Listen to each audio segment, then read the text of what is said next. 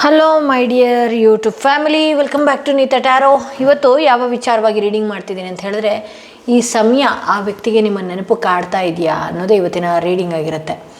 ನಿಮ್ಮಿಂದ low contact ಸಿಚುವೇಶನ್ಗೆ ಹೋಗಿರ್ಬೋದು, no contact ಸಿಚುವೇಶನ್ಗೆ ಹೋಗಿರ್ಬೋದು, ಆ ವ್ಯಕ್ತಿಗೆ ಈ ಸಮಯ, ಈ ರಾತ್ರಿ ನಿಮ್ಮ ನೆನಪು ಕಾಡ್ತಾ ಇದೆಯಾ ಅಂಥೇಳಿ. ಇದೊಂದು ಟೈಮ್ಲೆಸ್ ರೀಡಿಂಗ್ ಆಗಿರುತ್ತೆ. ಯಾರು ಯಾವತ್ತು ಇಂದ ನೋಡ್ತೀರಿ ಆ ದಿನದ ರಾತ್ರಿ ಆ ವ್ಯಕ್ತಿಯ ಭಾವನೆಗಳು ಏನಾಗಿರುತ್ತೆ, ಆ ವ್ಯಕ್ತಿಗೆ ನಿಮ್ಮ ನೆನಪು ಕಾಡ್ತಾ ಇದೆಯಾ ಅಥವಾ ಇಲ್ವಾ ಅನ್ನೋದೇ ಇವತ್ತಿನ ರೀಡಿಂಗ್ ಆಗಿರುತ್ತೆ. ಎಂದಿನಂತೆ ನಿಮ್ಮ ಮುಂದೆ 2 ಕಾರ್ಡ್ಗಳನ್ನ ಇಡ್ತೀನಿ. 2 ಕಾರ್ಡ್ಗಳ ಮೇಲೆ 2 ಸ್ಟೋನ್ಸ್ಗಳನ್ನ ಇಡ್ತೀನಿ. ಯಾವ ಸ್ಟೋನ್ ಇರುವ ಕಾರ್ಡ್, ಯಾವ ಕಾರ್ಡ್ ಇರುವ ಸ್ಟೋನ್ ನಿಮ್ಮ ಮನಸ್ಸಿಗೆ ತುಂಬಾ ಹತ್ರ ರೆಸೊನೇಟ್ ಆಗುತ್ತಲ್ಲ, ಆ ಒಂದು ಕಾರ್ಡ್ನ, ಆ ವ್ಯಕ್ತಿ ಹೆಸರನ್ನ 3 ಬಾರಿ ಹೇಳ್ಕೊಂಡು ಒಂದು ಕಾರ್ಡ್ನ ಸೆಲೆಕ್ಟ್ ಮಾಡ್ಕೊಳ್ಬೇಕಾಗತ್ತೆ. ಈ ಸಮಯ ಆ ವ್ಯಕ್ತಿಗೆ ನಿಮ್ಮ ನೆನಪು ಕಾಡ್ತಾ ಇದೆಯಾ ಅನ್ನೋದು ಇವತ್ತಿನ ರೀಡಿಂಗ್ ಆಗಿರುತ್ತೆ. ಐ ಹೋಪ್ ನೀವು ಒಂದು ಕಾರ್ಡ್ನ ಸೆಲೆಕ್ಟ್ ಮಾಡ್ಕೊಂಡಿದ್ದೀರ ಅಂತ ಹೇಳಿ. ಹಾಗೆ ಯಾರೆಲ್ಲ ಮೊದಲನೇ ಸ್ಟೋನ್ ಇರುವಂತಹ ಕಾರ್ಡ್ ಸೆಲೆಕ್ಟ್ ಮಾಡ್ಕೊಂಡ್ರಿ, ನಿಮ್ಮ ರೀಡಿಂಗ್ ನೋಡೋಣ. ಹಾಗೆ ಯಾರಿಗೆಲ್ಲ ಇಂಡಿವಿಜುವಲ್ ಆಗಿ ಪರ್ಸ್ನಲ್ ಟ್ಯಾರೋಡಿಂಗ್ ಸೆಷನ್ ಬೇಕು ಅನ್ನೋದಾದರೆ ಡಿಸ್ಕ್ರಿಪ್ಷನಲ್ಲಿ ಕೊಟ್ಟಿರುವಂತಹ ನಂಬರ್ಗೆ ಕಾಲ್ ಮಾಡಿ ಮುಂಚಿತವಾಗಿ ಅಪಾಯಿಂಟ್ಮೆಂಟ್ಗಳನ್ನ ಬುಕ್ ಮಾಡ್ಕೊಳ್ಳಿ. ಅಥವಾ ನೀವು ವಾಟ್ಸಪ್ ಮುಖಾಂತರವಾಗೂ ಕೂಡ ನೀವು ಅಪಾಯಿಂಟ್ಮೆಂಟ್ಗಳನ್ನ ಬುಕ್ ಮಾಡ್ಕೊಳ್ಬೋದು. ಓಕೆ, ಆ ವ್ಯಕ್ತಿಗೆ ಈ ಸಮಯ, ಈ ರಾತ್ರಿ ನಿಮ್ಮ ನೆನಪು ಕಾಡ್ತಾ ಇದೆಯಾ ಅನ್ನೋದೇ ಇವತ್ತಿನ ರೀಡಿಂಗ್ ಆಗಿರುತ್ತೆ. ಓಕೆ, ಇಲ್ಲಿ ಸಿಕ್ಕಾಬಟ್ಟೆ ಹಠವಾದಿ ಇರುವಂತಹ ವ್ಯಕ್ತಿ ಇವರು ಅಂತಲೇ ನಾನು ನೋಡಬಹುದು. ಮೊದಲನೆಯದಾಗಿ ಎನರ್ಜಿ ನಾನು ನೋಡೋದಾದರೆ, ಈ ವ್ಯಕ್ತಿ ಸಿಕ್ಕಾಬಟ್ಟೆ ಸಿಟ್ಟು, ಹಠ, ನಾನು ಮಾಡಿದ್ದೇ ಸರಿ ಅನ್ನುವಂತಹ ಅಹಂಭಾವದಲ್ಲಿ ಇದ್ದಾರೆ. ಸೊ ಈ ವ್ಯಕ್ತಿಗೆ ನೀವು ಏನೇ ಮಾತಾಡಿ ಅಥವಾ ಈ ವ್ಯಕ್ತಿ ಮಾಡ್ತಿರುವಂತಹ ಮಿಸ್ಟೇಕ್ಸ್ಗಳನ್ನ ನೀವು ಹೇಗೇ ಎತ್ತಿಡಿದ್ರೂ ಕೂಡ ಈ ವ್ಯಕ್ತಿ ನಾನು ಮಾಡಿದ್ದೇ ಸರಿ ಅನ್ನುವಂತಹ ರೀತಿಯಲ್ಲಿ ಈ ವ್ಯಕ್ತಿ ಇರ್ತಾರೆ ಅಂತಲೇ ತೋರಿಸುತ್ತೆ.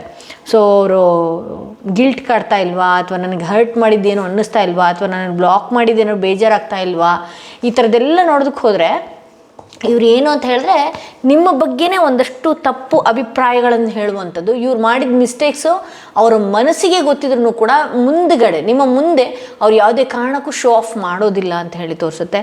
ಸೊ ಇಲ್ಲಿ ಈ ರಾತ್ರಿ ಅವ್ರಿಗೆ ನೆನಪಾಗ್ತಾ ಇದೆಯಾ ನಿಮ್ಮ ವಿಚಾರವಾಗಿ ಅಂತ ಹೇಳಿದ್ರೆ, ಅವರು ಮನುಷ್ಯರಲ್ವಾ, ಅವ್ರಿಗೂ ಕೂಡ ನಿಮ್ಮ ವಿಚಾರದಲ್ಲಿ ಅವ್ರು ಎಂಥ ಕಠಿಣ ಕಲ್ಲು ಹೃದಯದವರು ಆಗಿರಬಹುದು, ಅಥವಾ ಸಿಟ್ಟು, ಈಗೋ, ಅಹಂ ಎಲ್ಲನೂ ಇರಬಹುದು, ಅಥವಾ ಯಾವುದೋ ಒಂದು ವಿಚಾರದಿಂದ ನಿಮ್ಮಿಂದ ಅವ್ರ ಲೈಫ್ಗೆ ಡಿಸ್ಟರ್ಬ್ ಆಗುವಂತಹ ಒಂದಷ್ಟು ಮನಸ್ಥಿತಿ ಆ ವ್ಯಕ್ತಿಗೆ ಇದೆ. ಬಟ್ ಆದರೆ ಅದನ್ನು ಶೋ ಆಫ್ ಮಾಡೋಕ್ಕಾಗ್ತಾ ಇಲ್ಲ. ಬಟ್ ಇಲ್ಲಿ ನೋಡಿ, ಆ ವ್ಯಕ್ತಿಗೆ ನಿಮ್ಮಷ್ಟು ನೆನಪು ಅನ್ನೋದಕ್ಕಿಂತ ನೀವೇನು ಮಾಡ್ತೀರಿ, ಹಗಲು ರಾತ್ರಿ ಅವ್ರ ಬಗ್ಗೆನೇ ನೆನಪು ಮಾಡ್ಕೊಂಡು ಕೂರ್ತೀರಿ. ಬಟ್ ಆದರೆ ಇಲ್ಲಿ ಆಫ್ ಆ್ಯಂಡ್ ಡನ್ ಈ ವ್ಯಕ್ತಿಗೆ ಏನೋ ನೋಡಿದಾಗ, ಅಥವಾ ನಿಮ್ಮ ಕಾಂಟ್ಯಾಕ್ಟ್ ನೋಡಿದಾಗ, ಅಥವಾ ನಿಮ್ಮ ಮಾತುಗಳನ್ನ ನೆನಪಾದಾಗ, ಅಥವಾ ನಿಮ್ಮ ಜೊತೆ ಓಡಾಡ್ದಂಥದ್ದು ನೆನಪಾದಾಗ, ಇದೆಲ್ಲ ಆದಾಗ ಈ ವ್ಯಕ್ತಿ ರಾತ್ರಿ ಹೊತ್ತು ಅಥವಾ ಅವರು ಏಕಾಂತದಲ್ಲಿದ್ದಾಗ, ಒಂಟಿಯಾಗಿದ್ದಾಗ ನಿಮ್ಮ ನೆನಪು ಆ ವ್ಯಕ್ತಿಗೆ ಕಾಡ್ತಾ ಇದೆ ಅಂತ ಹೇಳಿ ತೋರಿಸುತ್ತೆ. ಓಕೆ, ಹಾಗೆ ಈ ವ್ಯಕ್ತಿ ಹೇಗೆ ಅಂತ ಹೇಳಿದ್ರೆ, ಇವರು ಹಣಕಾಸಿನಲ್ಲಿ ತುಂಬ ಚೆನ್ನಾಗಿರುವಂಥವ್ರು, ಅಥವಾ ಈಗಿನ ಮೂಮೆಂಟಲ್ಲಿ ಹಣಕಾಸಿನ ವಿಚಾರದಲ್ಲಿ ಸ್ವಲ್ಪ ಸ್ಟೇಬಲ್ ಆಗಿದ್ದಾರೆ. ಹಾಗಾಗಿ ಏನಾಗುತ್ತೆ, ಇವರ ಆ ಮೂಮೆಂಟ್ ಏನಿದೆ, ಅಥವಾ ನಾನು ತುಂಬ ಮಿಸ್ ಮಾಡ್ಕೊಳ್ತಾ ಇದ್ದೀನಿ ಈ ವ್ಯಕ್ತಿಯನ್ನು, ಈ ವ್ಯಕ್ತಿ ನನ್ನನ್ನು ಮಿಸ್ ಮಾಡ್ಕೊಳ್ತಾ ಇಲ್ವಾ, ನಾನು ಹಗಲು ರಾತ್ರಿ ಯೋಚನೆ ಮಾಡ್ತಾ ಇದ್ದೀನಿ, ಈ ವ್ಯಕ್ತಿಗೂ ಕೂಡ ನನ್ನ ನೆನಪು ಆಗ್ತಾ ಇಲ್ವಾ ಅನ್ನೋದು ಪ್ರಶ್ನೆ ನಿಮ್ಮ ಮನಸ್ಸಲ್ಲಿ ಏನಾದ್ರು ಮೂಡಿತ್ತು ಅಂತ ಹೇಳಿದ್ರೆ, ಈ ವ್ಯಕ್ತಿಗೆ ಒಂದಷ್ಟು ಹಣ ಮಾಡುವಂಥದ್ರಲ್ಲಾಗಿರಬಹುದು, ಅಥವಾ ಹಣ ಮಾಡಿದಂಥದ್ರಲ್ಲಾಗಿರ್ಬೋದು, ಆ ವಿಚಾರದಲ್ಲಿ ಏನೋ ವಸ್ತು ಖರೀದಿ ಮಾಡುವಂಥದ್ದು, ಅಥವಾ ಹಣಕಾಸಿನ ವಿಚಾರ ಖರ್ಚು ಮಾಡುವಂಥದ್ದು, ಓಡಾಡುವಂಥದ್ದು. ಇವರು ಅವ್ರಿಗೆ ಖುಷಿ ಬೇಕು ಅಂತ ಹೇಳಿದ್ರೆ ಆ ಮೂಮೆಂಟಿಗೆ ಅವ್ರು ಎಷ್ಟು ಬೇಕಾದರೂ ಖರ್ಚು ಮಾಡ್ತಾರೆ, ಅಥವಾ ಅವ್ರ ಟೈಮ್ನು ಕೂಡ ಇನ್ವೆಸ್ಟ್ ಮಾಡ್ತಾರೆ. ಬಟ್ ಆದರೆ ನಿಮ್ಮ ನೆನಪು ಈ ವ್ಯಕ್ತಿಗೆ ಆಗಾಗ ಕಾಡ್ತಾ ಇದೆ ಅಂತಲೇ ಹೇಳ್ಬಹುದು.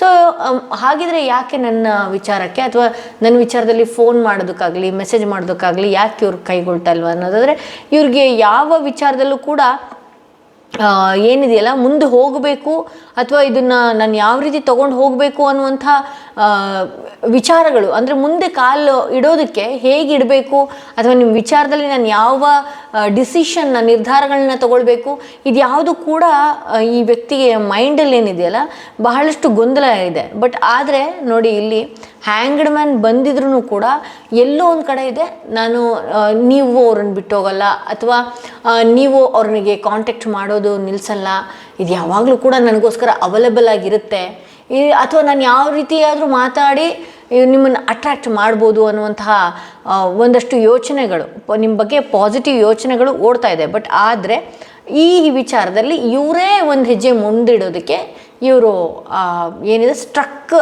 ಫೀಲ್ ಆಗಿದ್ದಾರೆ ಅಂತ ಹೇಳಿ ತೋರಿಸುತ್ತೆ. ಸೊ ಇಲ್ಲಿ ಈ ವ್ಯಕ್ತಿಯ ಮೈಂಡಲ್ಲಿ ಯಾವಾಗಲೂ ಅಷ್ಟೇ ನೋಡಿ, ನಿಮ್ಮ ವಿಚಾರವಾಗಿ ನೆನಪುಗಳು ಕಾಡಿದ್ರೂ ಕೂಡ ಈ ವ್ಯಕ್ತಿಯ ಮೈಂಡಲ್ಲಿ ಬಹಳಷ್ಟು ಗೊಂದಲಗಳು ಬಹಳಷ್ಟು ಓಡ್ತಾ ಇರುತ್ತೆ. ಹಾಗೆ ನಿಮ್ಮ ಜೊತೆ ಮಾತನಾಡಿದಾಗಲೂ ಕೂಡ, ಅಥವಾ ನೀವು ಅವ್ರಿಗೆ ಸಿಕ್ಕಿದಾಗಲೂ ಅಥವಾ ಅವ್ರು ನಿಮಗೆ ಸಿಕ್ಕಿದಾಗಲೂ ಕೂಡ ನಿಮ್ಮಿಬ್ಬರ ನಡುವೆ ಕಿರಿಕಿರಿಗಳೇ ಜಾಸ್ತಿ ಆಗ್ತಾ ಇದೆ ಅಂಥೇಳಿ, ಮನಸ್ಥಿತಿನ ಸರಿಯಾದ ಹತೋಟಿಯಲ್ಲಿ ಈ ವ್ಯಕ್ತಿ ಇಟ್ಕೊಳ್ತಾ ಇಲ್ಲ. ಅಥವಾ ನಿಮ್ಮಿಬ್ಬರ ನಡುವೆ ಆಗ್ತಾ ಇರುವಂಥ ಚಿಕ್ಕ ಚಿಕ್ಕ ಮಿಸ್ಟೇಕ್ಸ್ಗಳನ್ನ ಮೇಜರಾಗಿ ನೀವಿಬ್ಬರು ದೊಡ್ಡ ದೊಡ್ಡ ಹಂತಕ್ಕೆ ತೊಗೊಂಡು ಹೋಗುವಂಥದ್ದು ಅಥವಾ ಕಿರಿಕಿರಿ ಮಾಡ್ಕೊಳ್ಳುವಂಥದ್ದು. ಹಾಗೆ ವಿಚಾರದಲ್ಲಿ ಏನೇ ಸ್ಟ್ಯಾಂಡ್ ತೊಗೊಳ್ಬೇಕು ಅನ್ನೋದ್ರೂ ಕೂಡ ಇವ್ರ ಮೈಂಡಲ್ಲಿ ಸಾಕಷ್ಟು ಗೊಂದಲಗಳಿದೆ. ಹಾಗೆ ನಿಮ್ಮಿಬ್ಬರ ನಡುವೆ ಕೆಲವೊಂದು ವ್ಯಕ್ತಿಗಳು ಕೂಡ ನಿಮ್ಮ ತಲೆ ಕೆಡಿಸುವಂಥದ್ದಾಗಿರ್ಬೋದು ಅಥವಾ ಅವ್ರ ತಲೆ ಕೆಡಿಸುವಂಥದ್ದಾಗಿರ್ಬೋದು, ಅವ್ರ ವಿಚಾರದಲ್ಲಿ ನಿಮಗೆ ನೆಗೆಟಿವ್ ಆಗಿ ಹೇಳುವಂಥದ್ದಾಗಿರ್ಬೋದು, ನಿಮ್ಮ ವಿಚಾರದಲ್ಲಿ ಅವ್ರ ನೆಗೆಟಿವ್ ಆಗಿ ಹೇಳುವಂಥದ್ದಾಗಿರ್ಬೋದು. ಈ ರೀತಿ ಎಲ್ಲ ಮಾಡುವಂಥ ಸಾಧ್ಯತೆಗಳು ಇದೆ ಅಂತಲೇ ಹೇಳ್ಬೋದು. ಸೊ ಇಲ್ಲಿ ಕ್ವೀನ್ ಆಫ್ ಪೆಂಟಿಕಲ್ಸ್ ಬಂದಿರೋದ್ರಿಂದ ಈ ವ್ಯಕ್ತಿ ನಿಧಾನವಾಗಿ ನಿಮ್ಮ ಹತ್ರಕ್ಕೆ ಬರ್ತಾರೆ. ಅಂದರೆ ನಿಧಾನವಾಗಿ ಕಾಂಟ್ಯಾಕ್ಟ್ ಮಾಡೋದ್ರಲ್ಲಾಗಿರಲಿ, ವಾಟ್ಸಪ್ ಮಾಡೋದ್ರಲ್ಲಾಗಿರಲಿ, ಅಥವಾ ಬ್ಲಾಗ್ ತೆಗಿಯೋದ್ರಲ್ಲಾಗಿರಲಿ, ನಿಮ್ಮ ಜೊತೆ ಮಾತಾಡಬೇಕು ಅಂತ ಸ್ಟ್ಯಾಂಡ್ ಆಗಿರಲಿ, ಎಲ್ಲನೂ ಇದೆ. ನಿಮ್ಮ ಬಗ್ಗೆ ಒಳ್ಳೆಯ ಅಭಿಪ್ರಾಯ ಎಲ್ಲನೂ ಇದೆ. ಬಟ್ ಆದರೆ ಕೆಲವೊಂದು ವಿಚಾರದಲ್ಲಿ ಅಥವಾ ಅವ್ರಿಗೆ ಆ ಟೈಮಿಗೆ ಏನಾಗಬೇಕು ಅಂಥ ವಿಚಾರದಲ್ಲಿ ಏನು ಮಾಡ್ತಾರೆ, ತುಂಬ ಕಿರಿಕಿರಿ ಮಾಡುವಂಥದ್ದು ಅಥವಾ ತುಂಬ ನಿಮ್ಮಿಂದ ದೂರ ಹೋಗೋದಕ್ಕೆ ಏನೆಲ್ಲ ಮಾಡೋದಕ್ಕೆ ಸಾಧ್ಯ ಆ ಥರದ್ದನ್ನು ಮಾಡೋದಕ್ಕೆ ಹೋಗ್ತಾರೆ. ಬಟ್ ಆದರೆ ಈ ಮೂಮೆಂಟಲ್ಲಿ ಇವರು ಒಂದಾಗಕ್ಕೆ ಬರ್ತಾರಾ ಅಥವಾ ಸರಿ ಹೋಗ್ಬಿಡತ್ತೆ ಅಂತ ಹೇಳಿದ್ರೆ ಇಲ್ಲ, it take some time. But ಈ ವ್ಯಕ್ತಿ ಇನ್ ಫ್ಯೂಚರಲ್ಲಿ ನಿಧಾನವಾಗಿ ನಿಮ್ಮ ಬಗ್ಗೆ ಒಂದು ಒಳ್ಳೆ ಮೈಂಡ್ಸೆಟ್ಟಿಂದ ಈ ವ್ಯಕ್ತಿ ಬರ್ತಾರೆ ಅನ್ನೋದೇ ತೋರಿಸುತ್ತೆ. ಓಕೆ, ಈ ಸಮಯ ಅವ್ರೇನೋ ನೆನಪು ಮಾಡ್ಕೊಳ್ತಾ ಇದ್ದಾರೆ ಅಂದರೆ ಹೌದು, ನಿಮ್ಮ ಬಗ್ಗೆ ನೆನಪಿದೆ. ಹಾಗಂತ ನೀವು ಹಗಲು ರಾತ್ರಿ ಏನು ಯೋಚನೆ ಮಾಡ್ತಿದ್ದೀರಲ್ಲ ಆ ಥರ ಯೋಚನೆ ಮಾಡುವಂತಹ ವ್ಯಕ್ತಿ ಅಲ್ಲ. ಇವರು ಸುತ್ತಮುತ್ತನೂ ಕೂಡ ಇವರು ಸ್ವಲ್ಪ ಗಮನ ಹರಿಸುವಂತಹ ಕ್ಯಾರೆಕ್ಟರ್ ಇರುವಂತಹ ವ್ಯಕ್ತಿ ಅಂತಲೇ ಹೇಳ್ಬೋದು. ಹಾಗೆ ಯಾರೆಲ್ಲ ಸೆಕೆಂಡ್ ಸ್ಟೋನ್ ಇರುವಂತಹ ಕಾರ್ಡ್ ಸೆಲೆಕ್ಟ್ ಮಾಡಿಕೊಂಡ್ರಿ, ನಿಮ್ಮ ರೀಡಿಂಗ್ ನೋಡೋಣ ಏನಾಗಿದೆ ಅಂತ ಹೇಳಿ. ಈ ಸಮಯ ಈ ರಾತ್ರಿ ಆ ವ್ಯಕ್ತಿಗೆ ನಿಮ್ಮ ನೆನಪು ಕಾಡ್ತಾ ಇದೆಯಾ, ನಿಮ್ಮ ನೆನಪು ಆಗ್ತಾ ಇದೆಯಾ ಅಂತ ಹೇಳಿ.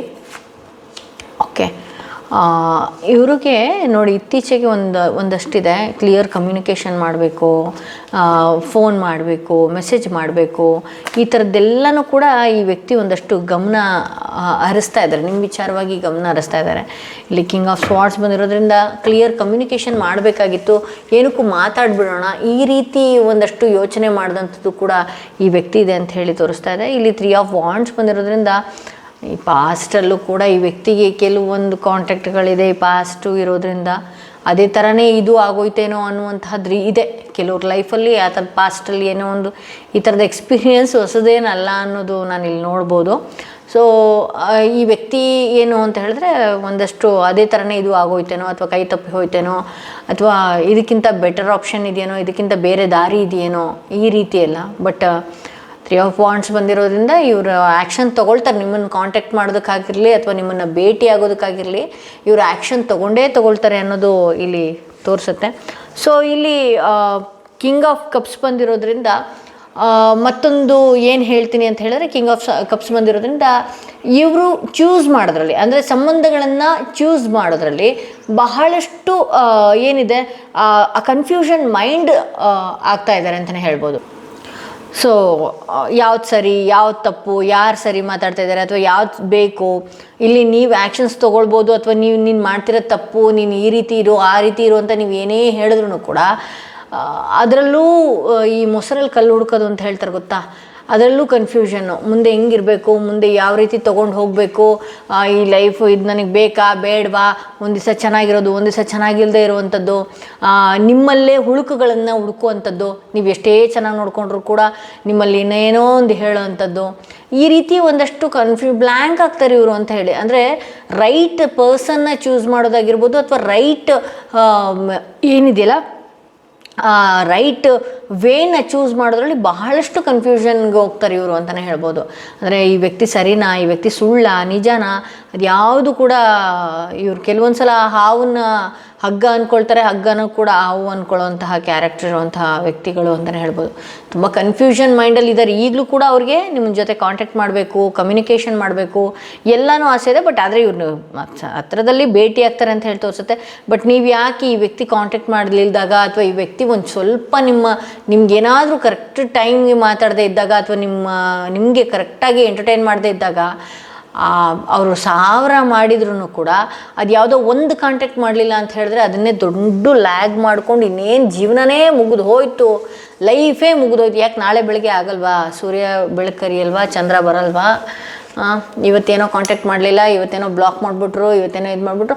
ಆ ಮನ್ಸನ್ನು ಅದು ಯಾಕೆ ಹಂಗೆ ಭಾರ ಮಾಡಿಟ್ಕೊಳ್ತಿರೋ ನಿಜವಾಗ್ಲೂ ಗೊತ್ತಿಲ್ಲ. ನೀವೇ ಅವ್ರ ಒಂದು ಕೆಲಸ ಮಾಡಿ, ಕಣ್ಮುಚ್ಚಿ, ನಿಮ್ಗೆ ಬ್ಲಾಕ್ ಮಾಡಿರ್ಬೋದು, ದೂರ ಹೋಗಿರ್ಬೋದು, ಏನೇ ಆಗಿರ್ಬೋದು, ಕಣ್ಣು ಮುಚ್ಚಿ ಡೀಪ್ ಬ್ರೀತ್ ಮಾಡಿ ಆ ವ್ಯಕ್ತಿ ನನ್ನ ಎದುರುಗಡೆ ಕೂತಿದ್ದಾರೆ ಅಂತ ಹೇಳಿ ಕಲ್ಪನೆ ಮಾಡಿಕೊಂಡು ಅವರಿಗೆ ಕಾಲ್ ಮಾಡೋಕ್ಕೆ ಮನಸ್ಸಾಗ್ತಾ ಇದೆ, ಅವ್ರಿಗೆ ನನ್ನ ಜೊತೆ ಬರೋದಕ್ಕೆ ಮನಸ್ಸಾಗ್ತಾ ಇದೆ. ಈ ರೀತಿ ಒಂದು ಅಫರ್ಮೇಷನ್ಸ್ನ ಕಳಿಸಿ ನಿಮ್ಮ ಪಾಡಿಗೆ ನೀವು ನಿದ್ದೆ ಮಾಡಿ, ನೀವು ಕ್ರಿಯೇಟ್ ಮಾಡಿರ್ತೀರಲ್ಲ, ಆ ಅದ್ಭುತ ಒಂದು ಕಲ್ಪನೆನ ಕ್ರಿಯೇಟ್ ಮಾಡಿರ್ತೀರಲ್ಲ, ಅದು ನಿಜ ಆಗ್ತಾ ಹೋಗುತ್ತೆ.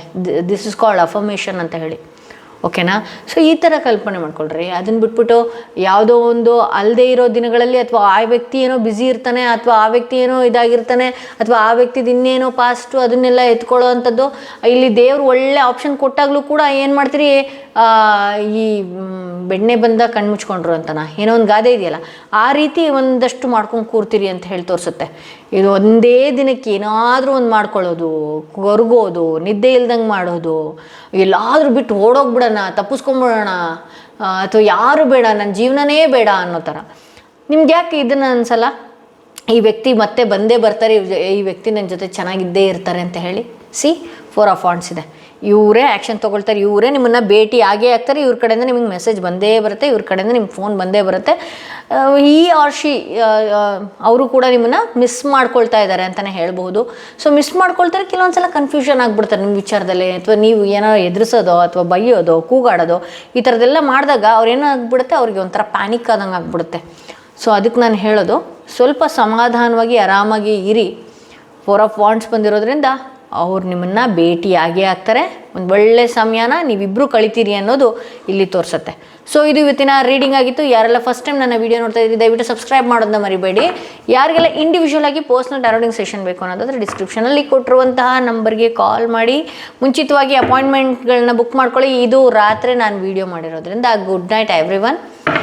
ಈ ವಿಡಿಯೋ ಯಾರೆಲ್ಲ ನೋಡ್ತಿದ್ರಿ ಗುಡ್ ನೈಟ್ ಅಂತ ಹೇಳ್ಬೋದು. ಈ ವಿಡಿಯೋ ಸಪೋಸ್ ಬೆಳಗ್ಗೆ ನೋಡೋರಿಗೆ ಗುಡ್ ಮಾರ್ನಿಂಗ್, ಮಧ್ಯಾಹ್ನ ನೋಡೋರಿಗೆ ಗುಡ್ ಆಫ್ಟರ್ನೂನ್ ಅಂತ ಹೇಳ್ತಾ ಈ ವಿಡಿಯೋನ ಇಲ್ಲಿಗೆ ಮುಗಿಸ್ತಾ ಇದ್ದೀನಿ. ಮತ್ತಷ್ಟು ವಿಡಿಯೋದೊಂದಿಗೆ ನಾನು ನಿಮ್ಮನ್ನು ಭೇಟಿ ಆಗ್ತೇನೆ.